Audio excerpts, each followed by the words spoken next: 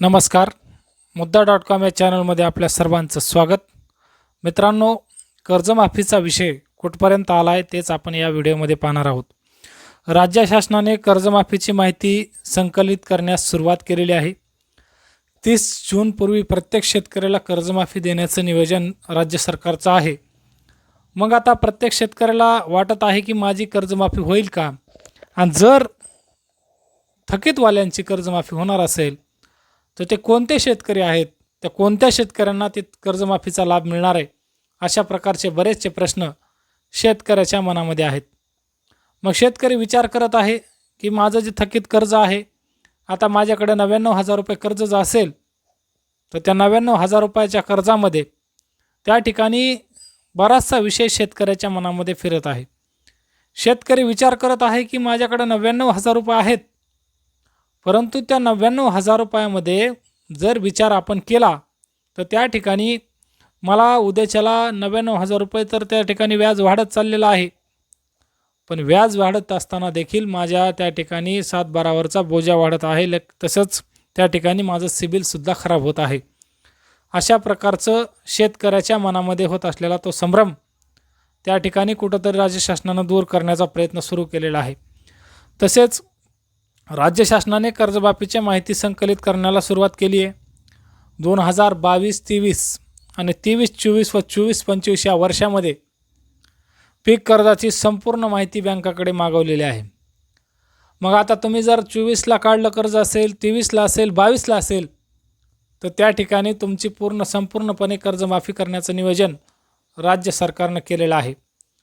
परंतु तुम्ही म्हणताल 2022-20चं काय, तर 2022-20चा विषय असा आहे की 2022-20ला त्या ठिकाणी जो कर्जमाफीचा निर्णय झालेला आहे की कोर्टाने तो निर्णय दिलेला आहे, 2020च्या खालील जे कर्ज आहे ते कर्ज पूर्णपणे माफ करण्यात यावं आणि त्या राज्य सरकारनं त्यांना दिलासा द्यावा, अशा प्रकारची नोटीस त्या ठिकाणी डायरेक्ट सुप्रीम कोर्टाने, हायकोर्टाने त्या ठिकाणी काढलेली आहे. त्याच्यामुळे त्या शेतकऱ्यांना तर दिलासा मिळालेला आहे. परंतु ज्या शेतकऱ्यांचं धाराशिव असेल, बीड असेल, लातूर असेल, उस्मानाबाद असेल, अशा प्रकारचे भरपूर जिल्हे ज्या ठिकाणी लोक वाट बघत आहेत की माझा कर्जमाफी झाली पाहिजे, विदर्भातील माझा शेतकरी, असा प्रत्येक शेतकरी त्या ठिकाणी वाट बघत आहे. माननीय बच्चूभाऊ कडू यांनी उभारलेलं ते आंदोलन आणि त्या आंदोलना म्हणून दिलेला तो राज्य सरकारने शब्द, त्याच्यामध्ये अजित पवार होते, त्या ठिकाणी देवेंद्र फडणवीस होते आणि माननीय एकनाथ शिंदे साहेब होते. यांनी त्या ठिकाणी बैठक घेऊन असं जाहीर केलं की 30 जूनपूर्वी आम्ही शासन म्हणून त्या ठिकाणी प्रत्येक शेतकऱ्याचं कर्ज माफ करण्याचं नियोजन आपण केलेलं आहे, अशा प्रकारचं सांगितलं. सहकारी विभागाच्या पातळीवर कर्जमाफीचे पोर्टल तयार करण्याचे काम सुरू झालेलं आहे. म्हणजेच सहकारी विभाग जो काही राज्य शासनाचा भाग आहे, सहकारी विभाग, त्या सहकारी विभागानं त्या ठिकाणी आता एक पोर्टल तयार केला आहे. त्या पोर्टलवर त्यांची माहिती अपडेट करण्याला सुरुवात केलेली आहे आणि ज्या पोर्टलवरती पूर्ण माहिती अपडेट झाल्यानंतर त्या प्रत्येक शेतकऱ्याला तो लाभ मिळणार आहे. पण आता शेतकऱ्याच्या मनामध्ये जो संभ्रम आहे, माझ्याकडे आज 99,000 रुपये आहेत, माझ्याकडे 50,000 रुपये आहेत, जो शेतकरी आहे तो खरा अल्पभूधारक शेतकरी आहे, त्याच्याकडे जास्तीत जास्त 1 लाख ते 1.5 लाख ते 2 लाखाच्या वर कर्ज नाही. मित्रांनो, त्या प्रत्येक शेतकऱ्याच्या मनामध्ये प्रश्न आहे. त्या ठिकाणी लवकरात लवकर माझं कर्ज माफ झालं पाहिजे आणि मला कुठंतरी दिलासा मिळाला पाहिजे. कारण जो शब्द राज्य शासनानं दिला आहे, त्या शासनाने दिलेल्या शब्दाला राज्य शासन जागं होईल आणि त्या ठिकाणी आम्हाला न्याय मिळेल, अशा प्रकारची भावना घेऊन सगळे चलत आहेत. राज्य शासनाने आत्तापर्यंत दोन्ही कर्जमाफीचा अनुभव पाहता 2024-25 आर्थिक वर्षात थकीत कर्जमाफीचा निर्णय होऊ शकतो व त्यासाठी मागील 2 वर्षाचा नियमित परतफेड करण्याची अट राहू शकते.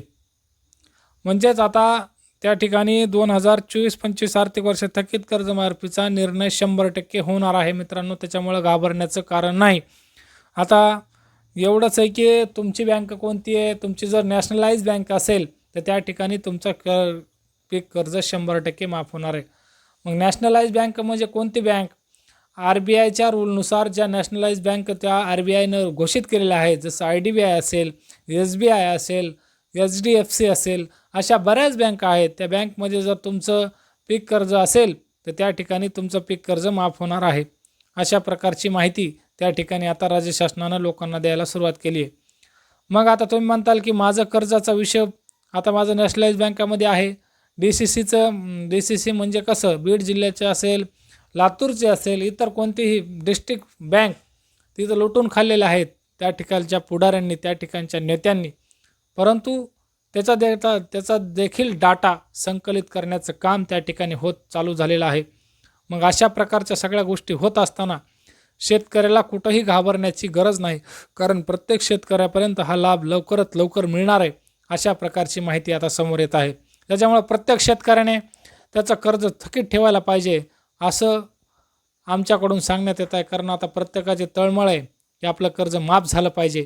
आणि जास्तीत जास्त 2024-25 मधला हा शेतकरी कसा पात्र होईल ह्याच्याकडे आमच्या सगळ्याच त्या ठिकाणी लोकांचं लक्ष आहे आणि तुमच्यापर्यंत ही अपडेट वेळोवेळी घेऊन येणार आहोत. तुर्तास धन्यवाद. तुम्हाला हा व्हिडिओ कसा वाटला आणि तुमच्या कामाची माहिती जर तुम्हाला आवडली असेल तर आपल्या चॅनलला सबस्क्राईब करून लाईक करायला विसरू नका. धन्यवाद.